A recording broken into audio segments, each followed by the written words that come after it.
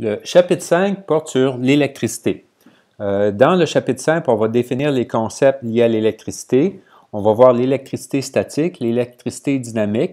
On va faire des calculs de valeurs électriques et on va aussi voir le magnétisme et aussi l'électromagnétisme.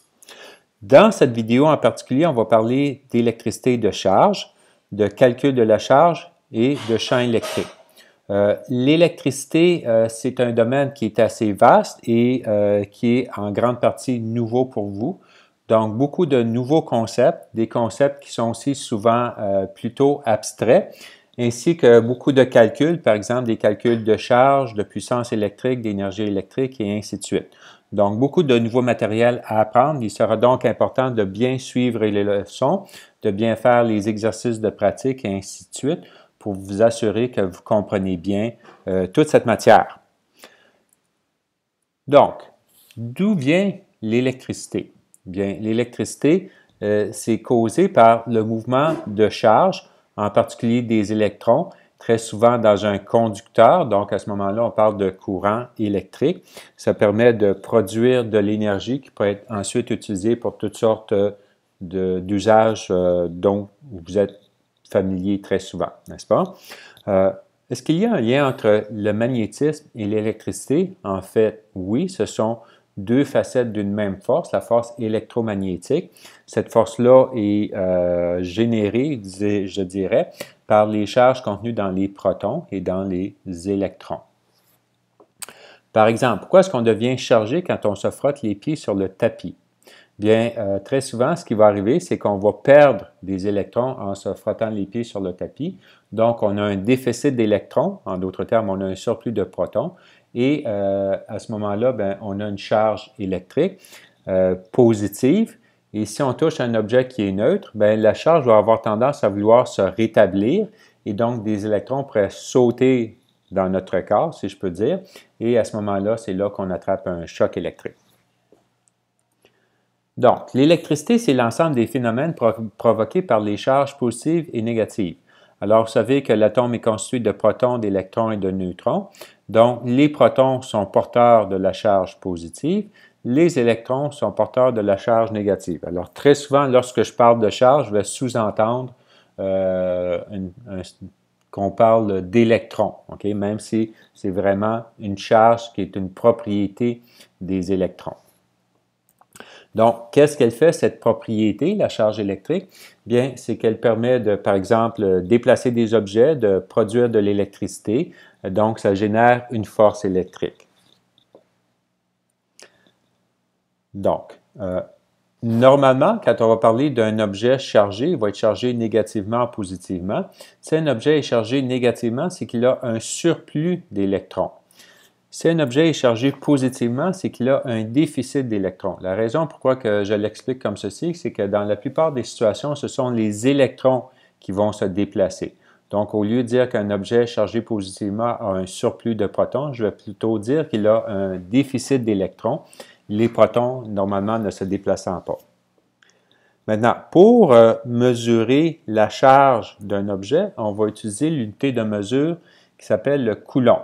Alors, un coulomb, ça représente 6,25 fois 10 à la 18 charges. Puis encore là, entre parenthèses, très souvent, si on parle de charge négative, on va plutôt parler d'électrons. Donc, un surplus d'électrons ou un déficit d'électrons.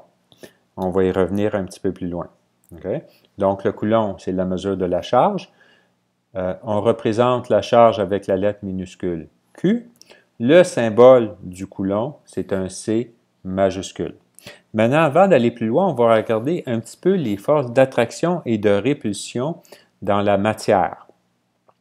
Donc, les charges électriques de même signe se repoussent. Donc, si j'ai positif, positif ou négatif, négatif, les objets vont créer une force qui a tendance à se repousser. Par exemple, si j'ai une tige de verre chargée positivement et j'approche une autre tige de verre chargée positivement, bien, l'une va repousser l'autre. Les charges électriques de signe opposé s'attirent. Alors, par exemple, si j'ai une tige de verre chargée positivement et une règle en plastique suspendue, chargée négativement, l'un va attirer l'autre. Okay? Alors ça, c'est un phénomène causé par la différence entre les charges électriques et on voit ici que les charges électriques peuvent mettre en mouvement des objets, par exemple. Donc, j'ai dit un petit peu plus haut que les protons ne se déplacent pas généralement entre les atomes. Normalement, seuls les électrons peuvent être ajoutés ou enlevés d'un objet. De plus, la loi de la conservation de la charge indique que les charges électriques ne sont ni créées ni détruites, elles peuvent seulement être transférées. Et encore là, je le rappelle, plus souvent qu'autrement, ce sont les électrons qui sont transférés d'un objet à un autre.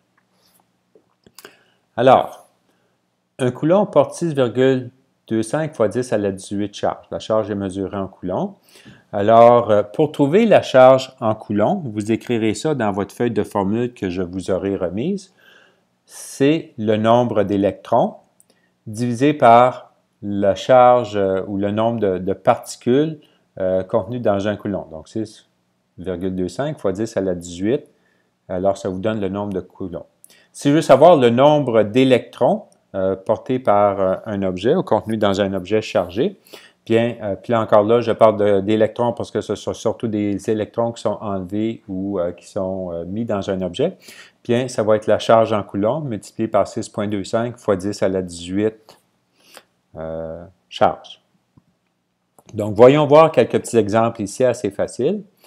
Donc, un objet a gagné 15 fois 10 à la 22 électrons. Vous voyez que ce sont des valeurs qui sont très, très élevées, bien sûr, parce que la charge d'un seul électron est très, très faible. Alors, on va parler de grandes quantités d'électrons, porteurs de charge, pour faire des calculs en coulombs normalement. Donc, sa charge est-elle positive ou négative? Alors, ici, on regarde, l'objet a gagné des électrons. Ça veut dire qu'à la fin, il a plus d'électrons que de protons, parce que normalement, les objets neutres vont avoir le même nombre de protons que d'électrons dans leurs atomes. Donc, s'il a gagné des électrons, bien, il va avoir gagné plus de charge négative. Donc, sa charge, au final, va être négative. Quelle est sa charge en coulombs? Alors, 1 coulomb, c'est 6,25 fois 10 à la 18. Si j'ai 15 fois 10 à la 22 électrons, pour déterminer sa charge, je vais diviser l'un par l'autre. Donc, dans ce cas-ci, ça va donner 24 000 coulombs. D'accord? Donc, ça représente 1 coulomb. Ça, c'est le nombre de particules chargées que j'ai. Donc, l'un divisé par l'autre va me donner le nombre de coulombs. Une tige de verre frottée avec un morceau de laine a perdu des électrons. Est-ce que la charge va être positive ou négative? Donc, s'il a perdu des électrons, si je dis l'objet a perdu, a été arraché, on a enlevé des électrons, ainsi de suite, on peut comprendre qu'il y a un déficit d'électrons, donc l'objet va devenir positif. Quelle est sa charge en coulombs? Encore là, le nombre de particules chargées divisé par 6,25 fois 10 à la 18, ça nous donne 40 coulombs. Une sphère de nickel a gagné des électrons. Alors, sa charge, encore là, puisqu'il a maintenant un surplus d'électrons, va devenir négative. Sa charge en coulombs, bien, c'est 3,7 fois 10 à la 12 divisé par toujours la valeur de 1 coulomb, et ça nous donne 5,92 fois 10 à la moins 7 coulombs, que j'ai oublié de mettre ici. Un objet chargé positivement à une charge de 4 coulombs, cet objet a-t-il perdu ou gagné des électrons? Alors, s'il est chargé positivement, ça veut dire qu'il y a un surplus de protons. Mais s'il y a un surplus de protons, ça veut dire qu'on a tout simplement enlevé des électrons. Donc, il doit avoir perdu des électrons. Alors, combien d'électrons est-ce qu'il a gagné ou perdu? Il y a 4 fois 6 fois 2, 5 fois 10 à la 18. Remarquez ici comment j'écris ma réponse. Alors, 2,5 fois 10 à la 19 électrons. Alors, ça, on dit que c'est écrit en notation scientifique. Si vous faites le calcul sur votre calculatrice, il se pourrait que l'afficheur vous indique quelque chose comme ceci, 2,5 E19. Okay?